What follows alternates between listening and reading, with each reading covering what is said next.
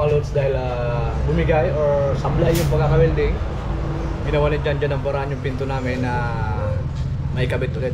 Siyempre nagpa-order ako ng welding machine. Parating na mamaya. Ayan muna ang ginawa namin. Tadan! Alambre na muna. Pag dumating yung welding machine, ayusin lahat. Kasi sa taas na to, dalawang bisagra lang nilagay no? Dapat apat dapat. At ayan nga mga loads, dumating na yung welding machine natin mula sa TikTok. Dineliver na JNT kanina. Buksan na natin siya. Buksan natin. Welding machine kaya ito siya. Mga kahoy. Yung iba kasi nagde-deliver sa Shopee. Parehas na ano eh. Kahoy. Parehas na kanan ng sapatos.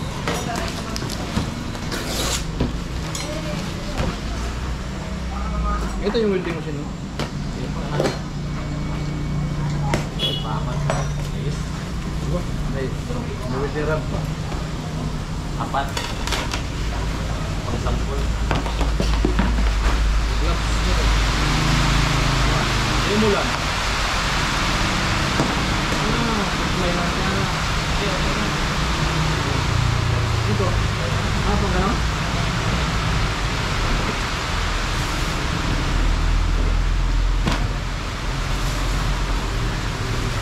Mamaya mag-shopping na lang, mag-TikTok na lang ito. Okay guys, order na kayo. Ito yung machine, ito yung pang... Dito yung lagay yung welding rod, gano'n. Tapos yung sa line mo to, ito yung white line. Ito. Ayan, ito yung sa negative. Ground. Tapos, kasama siyang gloves, dalawa. Kasya kaya?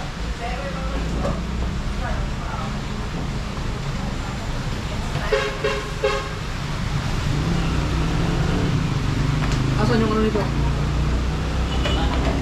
Hindi na kailangan ito. Ito pala yung salamin niya. Ito ilagay. Ito.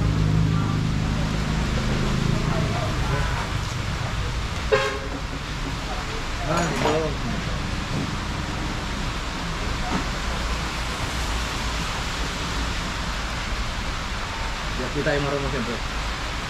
Hindi man tayo taga-building. Yan, basta yan, tiniikot. Para pag silip nyo, malaki makita.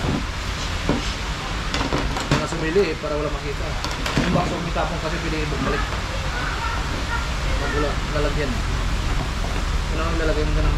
Hindi may ano naman, may pat lang.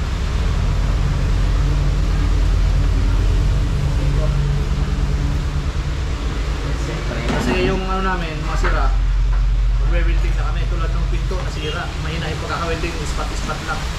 Kaya pag kami nag-welding, sulit yan, daming natirang welding rod, di pa nila inubos. Okay? Ito yung pag ganon. Ito mo may kasama pang mascara. Testing mo na ba? Bukas na? Hindi, isang bulan ba? Umuandar ba? Hindi lang. Ikaw bahala. Diba? Nakapakos ko yun. Ito, para saan to? Ito, sa order. Ito yung ganon. Para sa mata. To protect the eyes.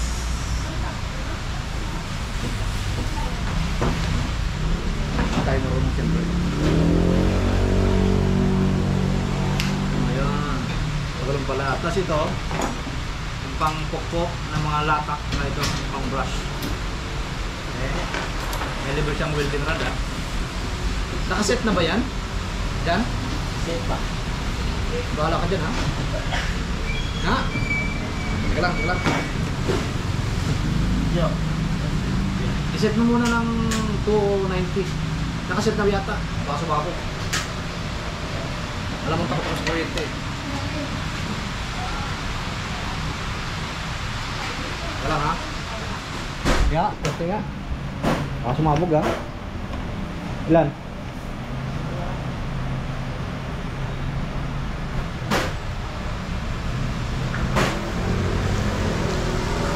$120? Oh, effective. 120. Wala. Okay, ayos. Sulit. 120 lang pala nakaset. Hindi, pwede lang. Depende sa... Depende sa weldingan mo. Oo. Pag manipis, 80 lang. Oh, depende sa maluto lang yan. Te. Bibili kami ng welding rod kasi kami na lang mag-aayos nito. Sablay yung gawa. Yan na, may libreng ato. Ang tawag dito? Helmet. Kasawa... Hindi, sa mata lang to, sa mata. Kasawa, banggaan. Siyempre, salamat sa supplier natin. Galing sa TikTok. Effective. Te. Siyempre, kompleto yan, di ba? Tawag dito? Ground. Ito yung sa positive. Saan mo lagay yung welding rod?